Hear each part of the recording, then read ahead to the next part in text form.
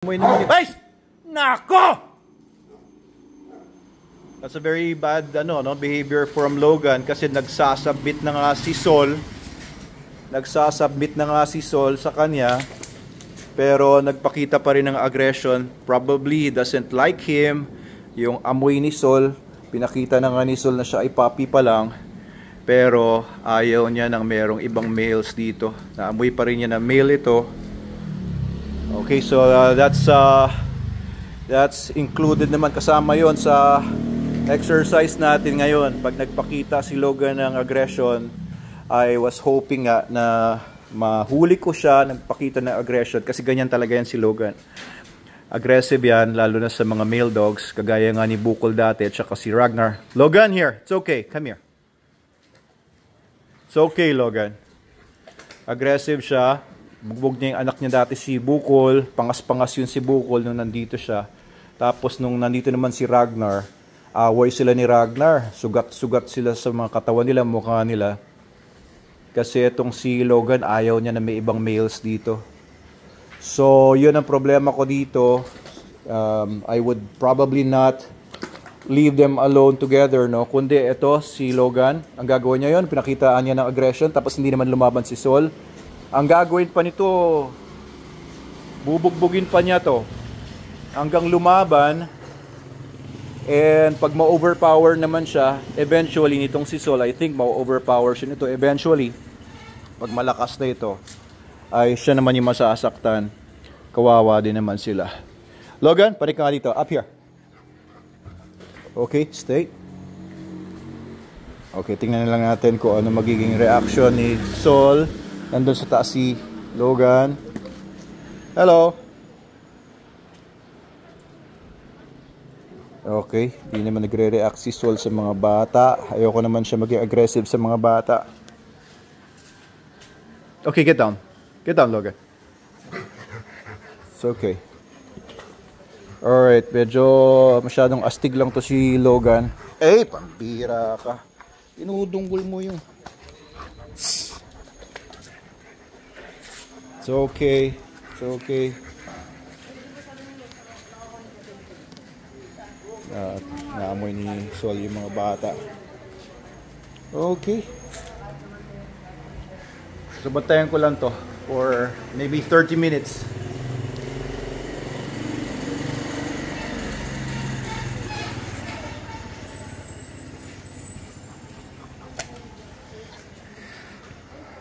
Okay. Come here, come here. Banda dito tayo.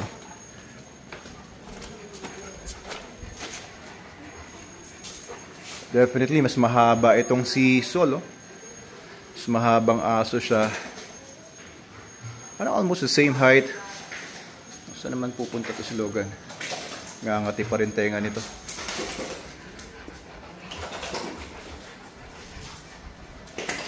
Ala, nangyari sa ulo mo. Okay, betadine natin. Eh, kadiri. Okay. Alright, kalmado si Logan. Pero definitely, kung wala ako dito, kinawawa niya to si Sol.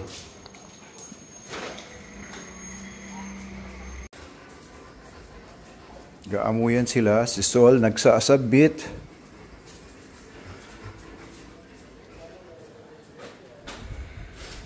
Ayaw sa kanya ni Logan.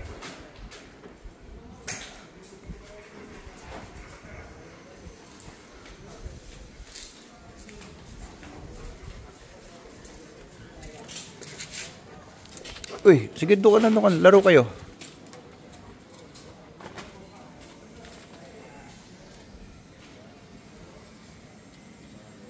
Si Logan rumoronda yon sa buong paligid, nandun sa likod yon. Rumoronda yon sa buong paligid, basta nasa new area siya. Ikot yan ng ikot. Tinitignan niya lahat ng pwedeng makita. Sinesecure niya yung perimeter. Si Sol ay medyo clingy to. May ihi-ihi ka eh. Maliligo na naman ako. Alam nyo, simula nung nandito si Sol, mas dumalas na yung panliligo ko. Parang 3 times a day ako naliligo. Kasi malaway, alam niyo yun. Tapos ako nga lagi nagpapakain, naglilinis ng cage, etc. So ligo sa umaga, ligo pag nadumihan, paglaro kay Sol, at ligo bago matulog at tumabi kay Mrs. Ayan si Lolo Logan.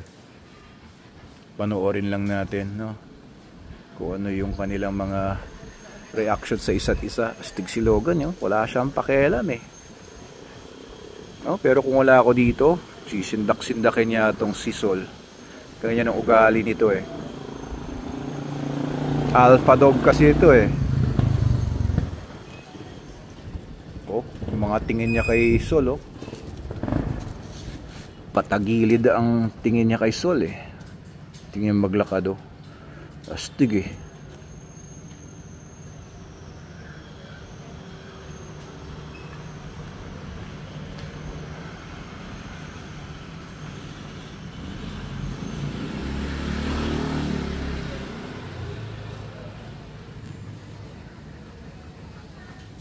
Totoy na totoy talaga to. Grabe, inihian yung buong katawan niya. Okay, so at least naagapan ko yung away na ini-instigate ni Logan kanina. Curious lang si Sol sa paligid niya eh.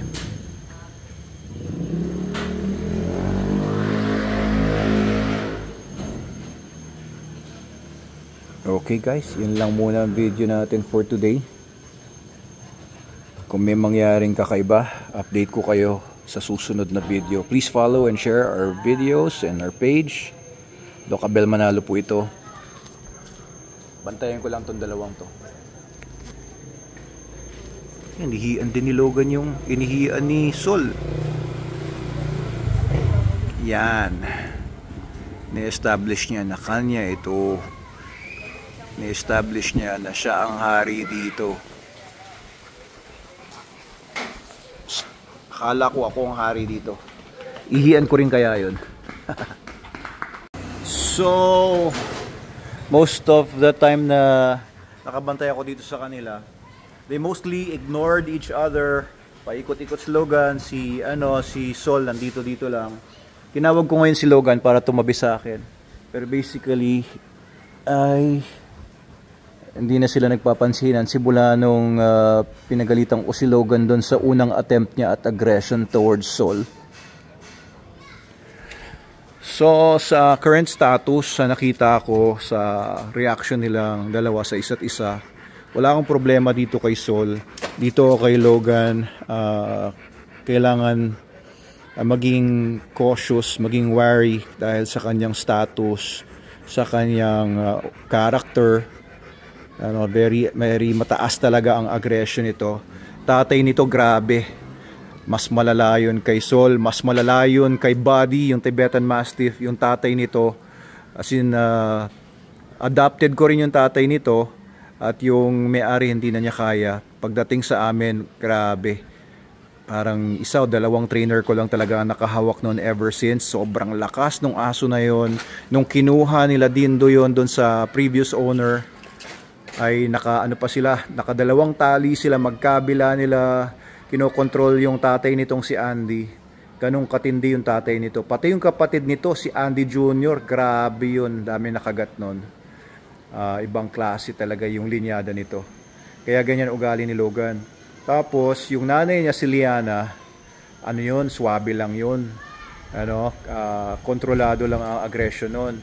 Pero kapag nagalit yun, si Mrs. ko muntik na, no? Kasi sa bahay ko pinaanak yung nanay nito eh. Ako nagpaanak dito kay Logan. Yung nanay niya sa bahay, okay lang naman, cool lang naman. Pero nakita niya yung Mrs. ko, grabe. Buti na patigil ko yun. Susunggaban niya talaga yung Mrs. ko. Lilipad na dapat yung nanay nitong si Logan. Ay, buti naman nakinig sa akin. No? Ginamitan ko ng growl. Kaya ang ugali talaga nito ng si Logan, matindi po ito. Kaya po nakokontrol ko lang ito. Kaya ito maasahan sa pamilya and with other people. Dahil na rin sa socialization na ginawad ko sa kanya simula nung bata pa siya. na in-apply ko sa kanya ng mga techniques para ma-taper yung kanyang aggression. Pero sobrang taas ng aggression nito. Yung kapatid niya, no, dalawa lang sila nag-survive dun sa litter nila. Yung kapatid niya, si K9 Victor, naging dog namin yun sa Soler. Grabe, ang dami rin nakagat noon. Ibang klase yung aso na yun. May nakagat nga yata yun na security guard doon noon. Ay, nako. So, pasensya ka na, no? Ganyan talaga si Lolo Logan mo. Oo, pagpasensyahan mo na lang, Sol, ha? Huwag mo na lang patulan. Pero wala tayong magagawa. So, hindi ko sila pagsasamahin. Unless, nakabantay ako. Okay, so, pero yun ang assessment ko sa kanilang dalawa. Hindi ko sila mapagsasama. Kita nyo, talagang umihi na siya dyan kanina. Pinakita na rin niya na puppy siya and everything. Pero hindi matanggap ni Logan na maaaring kapalit niya itong si Sol sa pagiging alpha or pagiging guardian itong bahay na to. 10 years old na kasi itong si Logan. Siguro nararamdaman na rin niya yung kanyang katandaan. And baka nai-insecure na rin, kung titignan natin sila with a human perspective. Pero actually, sasabihin naman natin dahil mga aso naman yan, hindi naman nila naintindihan, wala man silang mga ganong konsepto. Pero who knows, no? Hindi natin fully understood pa ang psychology ng mga dogs. And ayan, maybe Logan knows that na papalitan na siya sa trono niya bilang primary guardian dito sa aking household. Yun lang, guys. Sige na. Teka. Okay. Leash muna. Oops. Teka lang. Lagay ko lang yung leash mo. Oops. Nalagasot. Okay. Yan. Kasi baka may mga tao dito. Alright. Uy. Tayo niyo naman ako. Madali. Okay, very good naman. So, dito. Logan, sit. Inside. Pasok muna sila kasi may mga tao pa dito.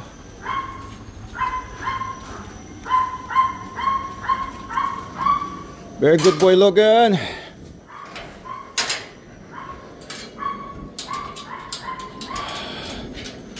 Ika, so, punta inside. Come on, inside. So, kapag hindi pa sumusunod yung aso ninyo sa inside na yan, ay dapat lagi nakalish pa rin. Kundi pahirapan kagabi.